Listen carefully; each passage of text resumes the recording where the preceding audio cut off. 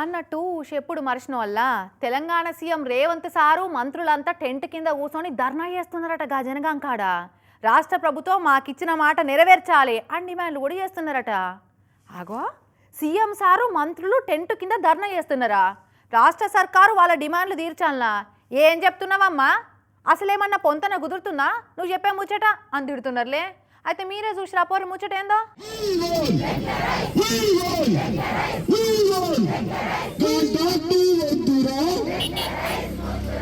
చూస్తున్నారా టెంట్ కింద ఎవరెవరు కూర్చున్నారో? సీఎం రేవంత్ సారు మంత్రులు అంటున్నారు.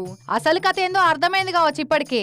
సమగ్ర శిక్ష అభియాన్ పథకం కింద పనిచేస్తున్న టీచర్లు వీళ్ళంతా మా కొలువులు రెగ్యులర్ చేస్తా అని మాటిచ్చారు కదా, మరి ఏడాది కావస్తున్నా పట్టించుకుంటలేరేంది అని రోజుకో తీర్లో నిరసన చేస్తున్నారు. మొన్నో పారి టెంట్ ముంగట్నే షాయదుక్నం తెరిచి సీఎం సారు షాయదాగి మమ్మలను రెగ్యులర్ చేయర్రి అని నిరసన చేసిండ్రు.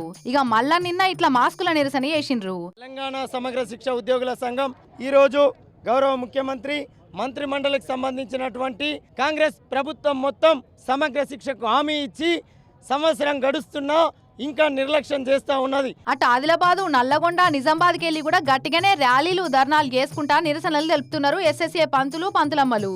చూడాల మరి ఇంకెన్ని రోజులు ఇట్లా కంటిన్యూ చేస్తారో మరి.